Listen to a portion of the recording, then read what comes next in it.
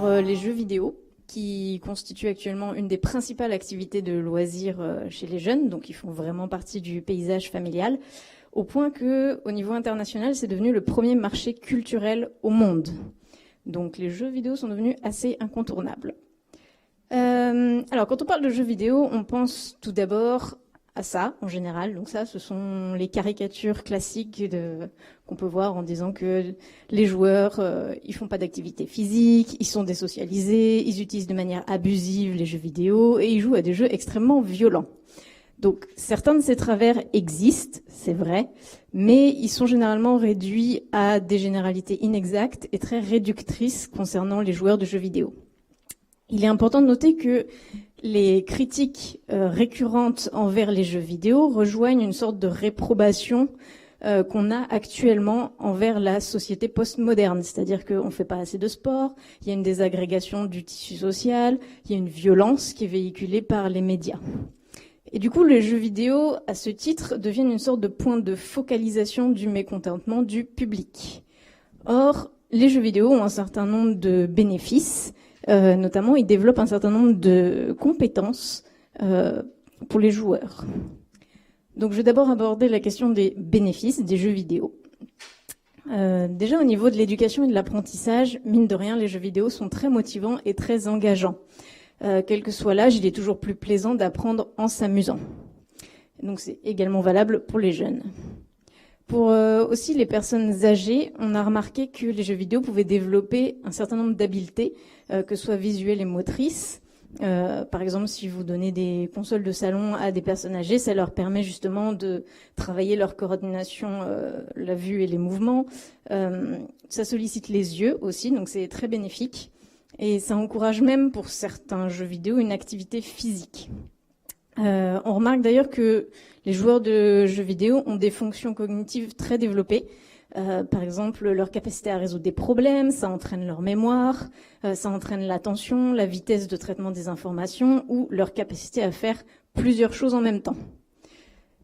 Et enfin, au niveau des compétences sociales, les jeux en ligne, les jeux multijoueurs, qu'ils soient en ligne ou hors ligne, favorisent justement un certain lien social. Donc, quand les personnes âgées ou les parents jouent avec les enfants, c'est une forme de lien. Et également, quand les joueurs jouent en ligne avec d'autres personnes à travers le monde, c'est aussi une manière d'avoir un lien social avec d'autres personnes. Pour aller un petit peu plus loin dans le domaine médical, on utilise de plus en plus pour la formation des médecins la réalité virtuelle, qui se base bien évidemment sur les jeux vidéo. Ça permet justement d'augmenter la qualité et la sécurité liées aux soins. Par exemple, si les chirurgiens s'entraînent en réalité virtuelle à faire des jeux pour pratiquer les séquences de gestes, l'ordre des actes de manière très appliquée et engageante, on constate qu'ils sont beaucoup plus calmes et performants dans un bloc opératoire. Dans le domaine de la pratique clinique, on utilise également de plus en plus la réalité virtuelle et les jeux vidéo de manière un peu globale. Par exemple, quand on travaille dans le cadre des thérapies cognitives et comportementales, on peut exposer les personnes à des stimuli anxiogènes. Par exemple, si vous avez peur des araignées, c'est un petit peu compliqué d'avoir toute une déclinaison d'araignées dans votre cabinet. Donc, c'est très utile d'avoir un casque de réalité virtuelle qui vous permet de montrer l'amygdale juste devant vous dans le casque ou une cave, par exemple, dans laquelle vous avez plein d'araignées, de toiles d'araignées tout partout. Voilà. Il y a aussi l'aspect serious game qui permet d'améliorer un certain nombre de compétences, par exemple les compétences sociales, la gestion des émotions.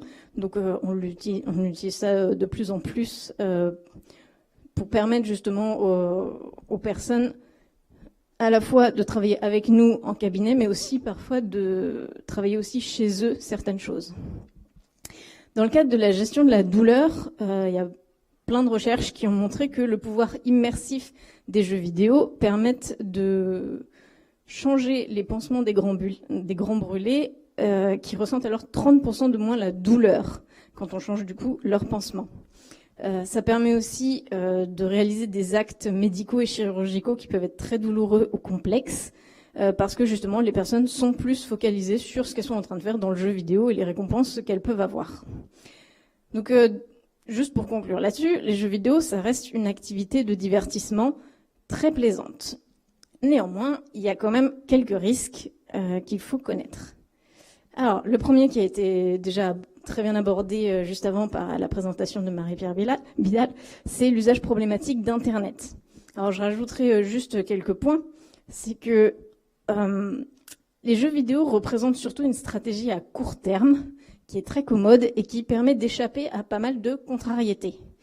Quand on joue, on oublie notamment les situations ou les émotions qui peuvent être désagréables. On peut repousser des activités qui peuvent être pénibles, faire les devoirs. On peut faire passer au second plan un certain nombre de conflits, que ce soit avec les camarades ou avec les parents. On oublie un peu les problèmes à l'école. Et on peut aussi essayer de tenir loin tous les soucis par rapport au corps et à l'apparence. Donc en fait, on considère les jeux vidéo comme une sorte d'autothérapie qui vise à soulager une forme de souffrance interne. Donc les jeux vidéo se transforment en une sorte de béquille qui peut masquer un certain nombre de symptômes de mal-être. Sauf que fuir et oublier ces problèmes, ça ne les résout pas. Donc on constate qu'il y a une sorte de cercle vicieux qui s'instaure. Et donc, à force d'utiliser le jeu pour combattre l'abattement, les peurs ou un sentiment de faible valeur personnelle, cela ne fait qu'aggraver, en général, les problèmes si le jeu vidéo est le seul recours utilisé par le jeune. Donc, le jeu excessif coïncide avec des problèmes sociaux et souvent des souffrances psychiques.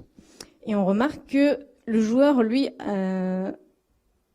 verbalise assez peu sa souffrance et c'est souvent l'entourage en fait qui s'inquiète et qui amène le jeune en consultation. Quoi qu'il arrive, la pratique excessive du jeu vidéo reste un phénomène assez marginal, même si on en parle énormément, surtout depuis la décision de l'OMS.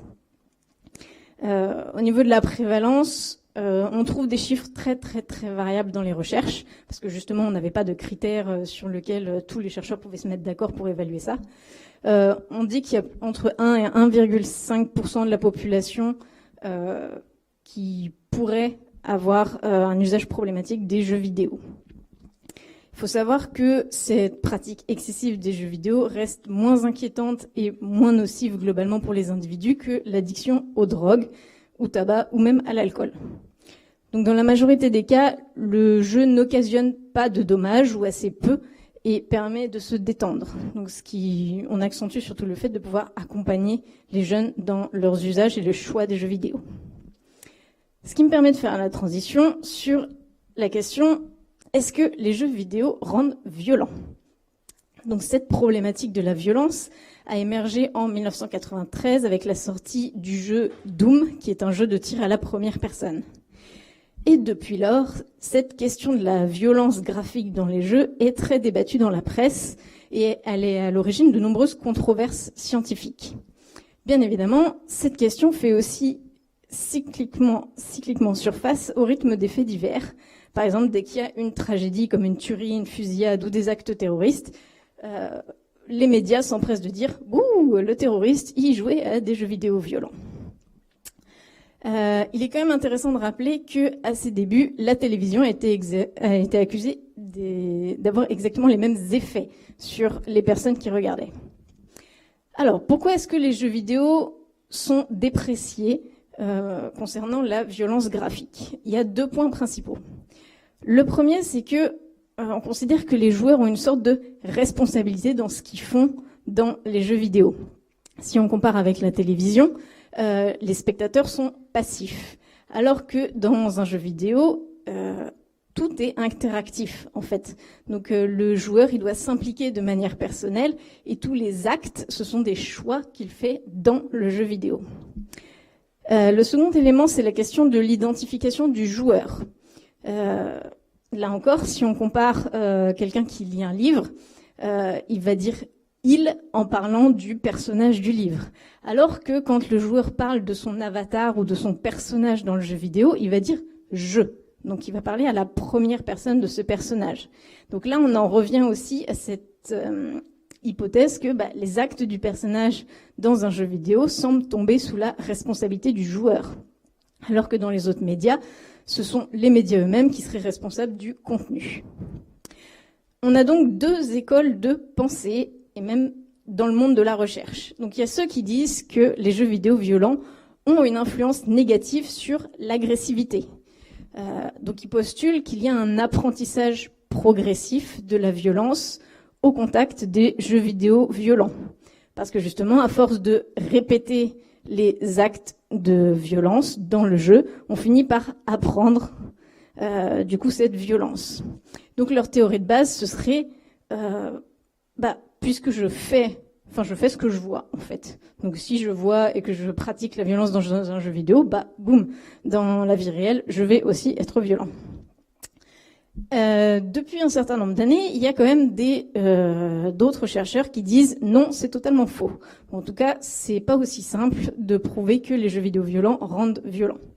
Et donc eux disent au contraire que les jeux vidéo violents n'influencent pas le comportement ni les pensées des joueurs de manière significative. C'est-à-dire que la grande majorité des joueurs font la différence entre la réalité et la fiction.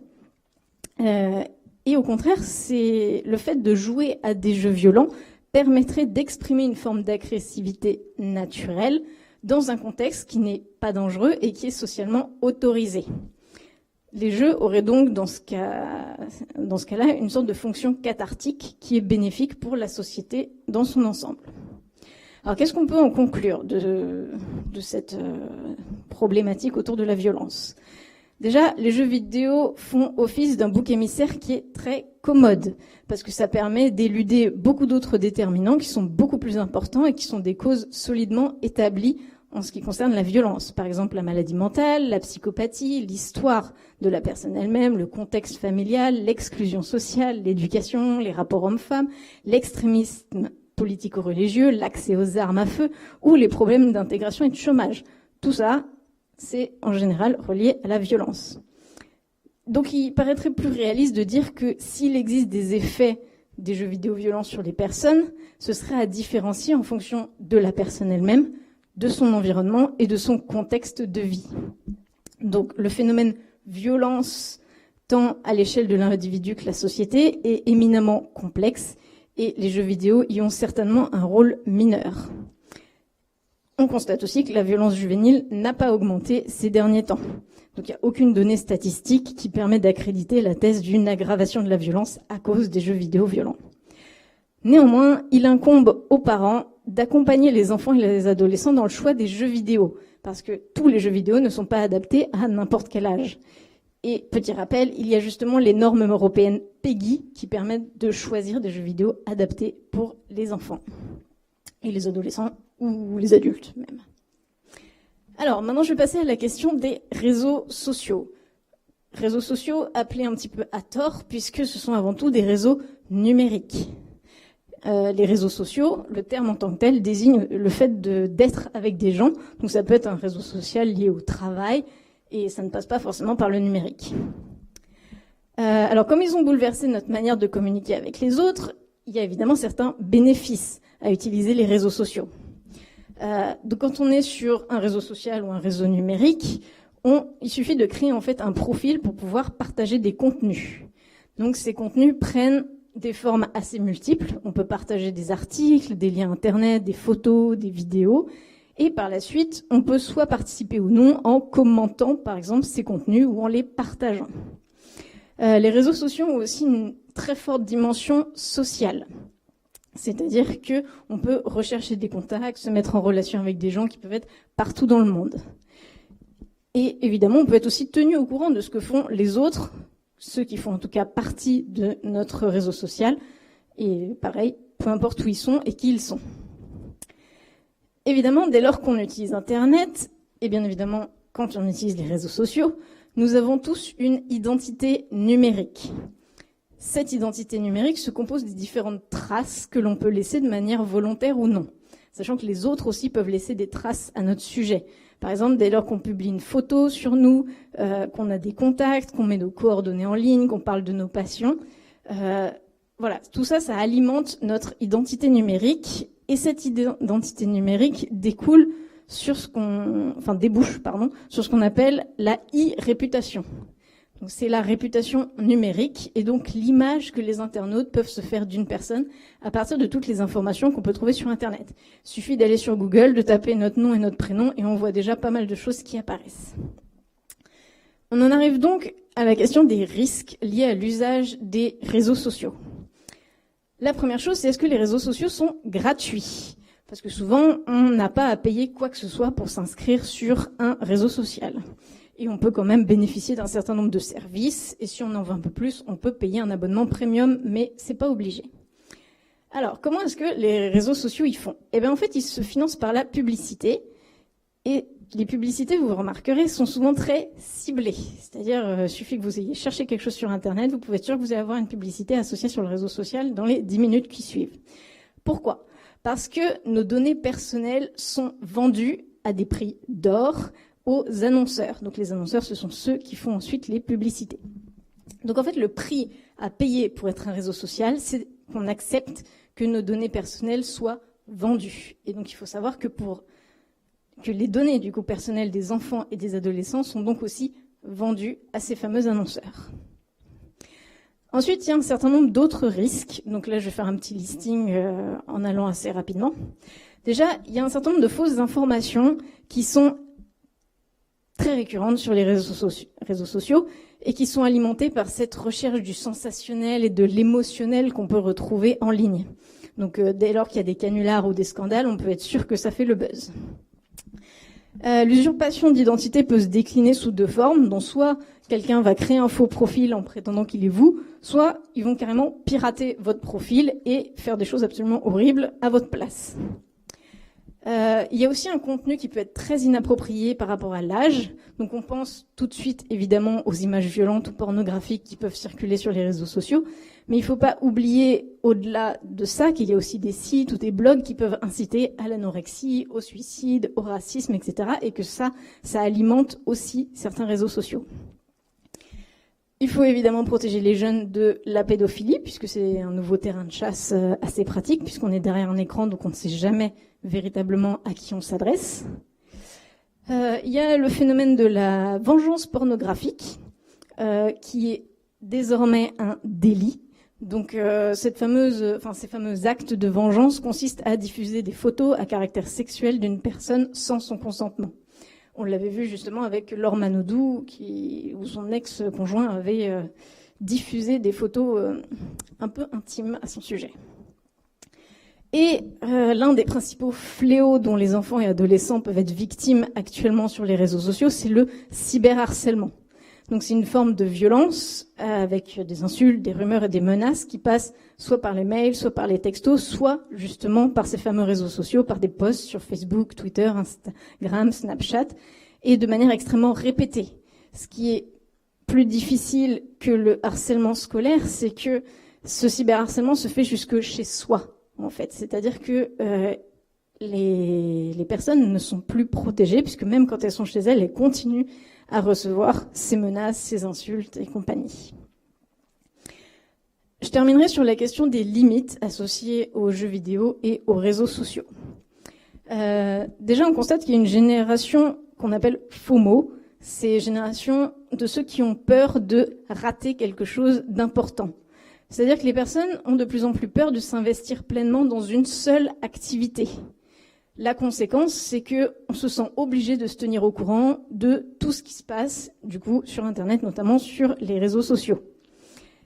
Donc, on est tout le temps connecté, on accumule un certain nombre d'activités en parallèle, et ça s'accompagne d'une insatisfaction permanente parce qu'on ne peut jamais profiter pleinement de cette activité. On est tout le temps en train de zapper et on est tout le temps surstimulé.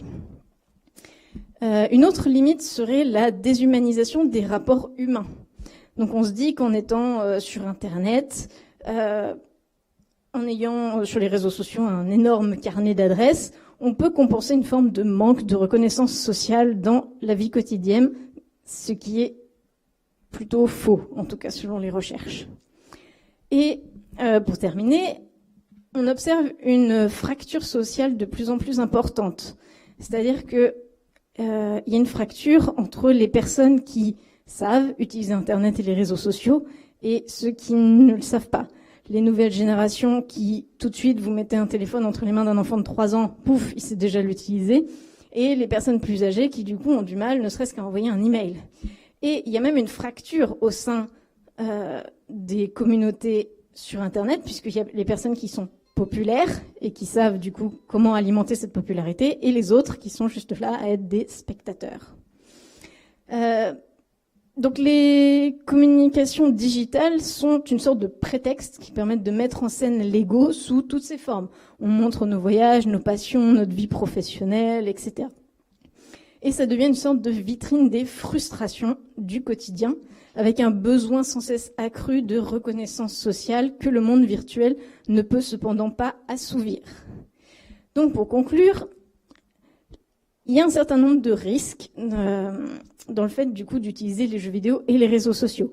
Et il faut évidemment les connaître et éduquer les jeunes au numérique pour qu'ils puissent justement en tirer avantage, puisqu'ils ont aussi des avantages. Donc je terminerai pour reprendre ce que disait Renaud Hertier, que pour vivre ensemble, il faut bien évidemment pas oublier la vraie vie, c'est-à-dire savoir de temps en temps se débrancher.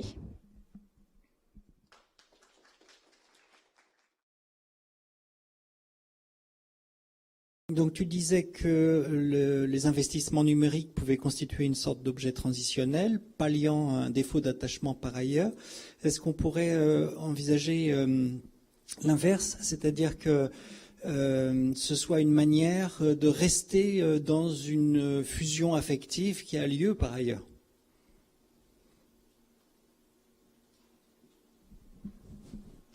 Alors, une fusion affective...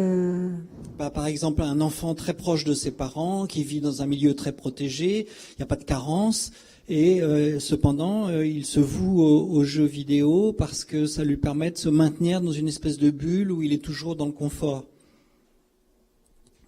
Alors, ça ne m'évoque rien du tout cliniquement. À l'adolescence, oui. C'est-à-dire que l'univers des pairs, PAIRS, va être certainement plus accessible. Il y a toujours, je vais le reprendre cet après-midi, mais ils peuvent être seuls dans leur chambre sans se sentir seuls parce qu'ils ont 847 amis, et puis ils ont 260 messages, et puis ils allument leur jeu, ils peuvent être en ligne avec effectivement, donc ça les comble. Donc à l'adolescence, effectivement, que ça soit une recherche un peu fusionnante de contacts et de contacts hors limite, qui au-delà du temps et de l'espace, puisqu'en fait c'est n'importe quand, n'importe comment et en surnombre, ça oui. Par contre, chez les plus jeunes, c'est pas du tout ce que j'observe. Chez les plus jeunes, il y a beaucoup moins de doudous, par exemple. Alors je sais pas, ce ne sont pas des liens de causalité, c'est vraiment des observables. Mais avant, dans les entretiens que je pouvais mener, dans les entretiens d'anamnèse, on pose un certain nombre de questions par rapport au développement. Et j'ai de plus en plus d'enfants qui n'ont pas de doudou. Et ça interroge sur le travail de séparation. Pareil à la crèche, j'ai travaillé à la crèche. Il y avait des enfants qui effectivement arrivaient à la crèche. En fait, la dernière chose qu'ils avaient faite, c'est ça, c'était d'écouter une petite musique, une petite comptine. Alors oui, il y a quelque chose de ritualisé, mais c'est pas chanté par la maman. Il y a des images, il y a de la lumière, sur le portable, et l'enfant part sans le téléphone du parent. Voilà, donc c'est plus cette observation-là que le parent, plutôt que de s'occuper de lui avec une présence, va effectivement donner un objet qui va combler l'absence, le manque, et que cet objet-là, au lieu d'être un doudou ou une tétine, va être un objet, oui, va être souvent le téléphone. C'est très souvent le téléphone. Après, moi, c'est vraiment des observations de terrain. Le fait est, c'est que quand on travaille l'addiction, la séparation, le manque, toutes ces choses métapsychologiques qui existaient bien avant le numérique, je m'aperçois que finalement la problématique des écrans s'y inscrit très très bien et parfois peut même être un échappatoire de la mise au travail de ça d'une façon plus naturelle et humaine. Des fois, j'ai du mal à me comprendre moi-même. J'espère que c'est... Voilà. Peut-être que tu veux dire quelque chose, parce que le fait est, J'ai invité Benjamin en le rassurant sur le fait qu'on allait effectivement dire des choses assez contradictoires et négatives, et voilà, et qu'on s'interrogeait. La mise en discussion n'est pas non plus à viser de condamner ces pratiques-là. C'est nouveau, comme toute chose nouvelle, elle fait aussi peur, elle nous échappe. Et c'est aussi pour ça que la prochaine intervention, c'est la tienne. Et on a beaucoup à apprendre des enfants. Ça nous oblige aussi, nous, en termes de posture parentale, posture d'adulte, à nous incliner pour entendre votre point de vue et votre façon de fonctionner avec ça. Et d'ailleurs, vous êtes beaucoup plus experts que nous. C'est-à-dire que c'est un endroit où vos capacités sont plus importantes que les nôtres. Alors, on sait peut-être mieux certains dangers, on sait peut-être mieux certaines priorités du quotidien pour être adaptées scolairement, etc. Ben, une chose où on sait vraiment moins bien, en termes en plan qualitatif, c'est se servir de tous ces outils. Ça, c'est une évidence. Ça me fait un peu penser à un film que j'ai vu il y a longtemps et que j'avais bien aimé. Alors après, je sais pas si je l'aimerais autant aujourd'hui qu'il y a quelques années. Mais ça s'appelle les Croods, et c'était une famille une famille préhistorique qui a peur d'absolument tout. Et la règle numéro 1, c'est toujours avoir peur de l'inconnu et ne jamais aller vers l'inconnu, justement. Oui, je pense que tu as raison de souligner le fait que ça nous fait peur parce que ça nous échappe et qu'on n'a effectivement pas la maîtrise de ces objets-là. Voilà. Oui, je vous remercie pour ces interventions qui, je trouve, reposent bien la base bénéfice-risque de l'utilisation du numérique. Maude, vous avez parlé des âges à respecter pour les jeux vidéo, qui, je pense, il faut le rappeler régulièrement, sont établis par un comité et que ce ne sont pas les parents qui sont aptes à remettre en question ces décisions. Pouvez-vous nous repréciser les âges pour les réseaux sociaux, s'il vous plaît ? Alors, pour les réseaux sociaux, la seule norme qui existe à l'heure actuelle, c'est le 13 ans, notamment par rapport à Facebook. La raison étant très simple, c'est qu'aux États-Unis, il y a une loi stipulant qu'on ne peut pas utiliser les données des mineurs, notamment pour les revendre à des annonceurs. Du coup, on se base là-dessus maintenant, à l'échelle internationale, c'est-à-dire qu'avant 13 ans, on n'est pas censé s'inscrire sur un réseau social à cause justement de cette fameuse vente des données personnelles. Mais c'est tout. Merci. Pour les jeux vidéo, Benjamin va en parler tout à l'heure.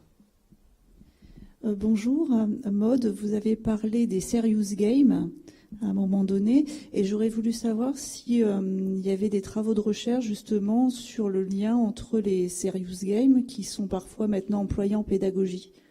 Est-ce qu'il y a des retours justement sur ces jeux sérieux qui... Alors ça, c'est pas mon domaine d'expertise, les serious games, donc je serais pas capable de vous répondre.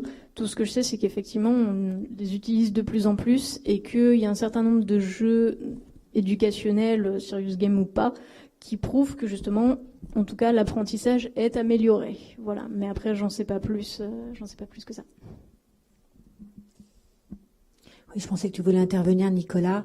Il va y avoir des interventions cet après-midi sur effectivement l'utilisation soit de la modalité tablette, ordinateur, etc., enfin logiciel, jeu, voilà, sur effectivement les avantages qu'on a vu aborder malgré tout, de tout ce que ça met en éveil, tout ce que ça permet effectivement de travailler en termes d'attention, concentration, coordination, enfin voilà. Il y a effectivement... j'imagine, on peut là au niveau de potentiel 10 chercher effectivement à répertorier, classifier et puis peut-être partager des jeux tout public, alors que nous, ceux dont on pourrait parler là, on en avait d'ailleurs un petit peu parlé l'année dernière avec le Cogmed, enfin Cogjibule, enfin voilà, on a des outils numériques spécifiques. Après des jeux sérieux, c'est vrai qu'on aurait tendance à dire, et ça date d'il y a un moment, hein, les lapins malins, enfin, il y avait des jeux pour les tout petits qui sont souvent mis dans les classes en autonomie. Voilà, les enfants vont être attirés vers l'ordinateur, souvent l'unique ordinateur d'une classe. Dans une classe lambda, parfois il y a 2-3 écrans, et effectivement peuvent être mis à leur disposition du coup des jeux qui sont éducatifs ou des jeux plus sérieux au cours desquels ils peuvent effectivement apprendre. Enfin, voilà, un enfant apprend dans tous les cas de tout, même sur des jeux qui sont pas à vocation d'enseigner quoi que ce soit. Il y a une certaine forme d'apprentissage. Déjà aussi par la répétition. Le côté abusif peut être aussi un entraînement. Et je vais enchaîner du coup avec la présentation de Benjamin qui va parler effectivement du pourquoi il passe aussi autant de temps. On peut aussi passer autant de temps, non pas parce qu'on est contraint et que c'est à notre insu, mais on peut décider de passer beaucoup de temps comme un entraînement sportif. Voilà. Je voulais juste terminer. Il me semble que, je ne sais plus dans quelle présentation, mais ils avaient parlé du fait que la créativité s'exprimait à travers du vide. Je ne sais plus dans lequel c'était. Ben, il se trouve que moi, par exemple, mon type de jeu vidéo préféré, en l'occurrence, c'est les jeux créatifs. Donc tout ce qui va être Minecraft, bon, je pense que j'ai pas besoin de le présenter. Mais Mario Maker, par exemple, c'est un jeu qui permet de créer ses propres niveaux Mario. Et d'autres jeux comme ça, bah moi c'est mon style, c'est mon type de jeu préféré, tout simplement ou même sans avoir des jeux directement mis pour ça, par exemple la programmation, j'en fais un peu et puis parce que j'aime bien créer des choses et moi c'est ce genre de truc qui m'attire plus.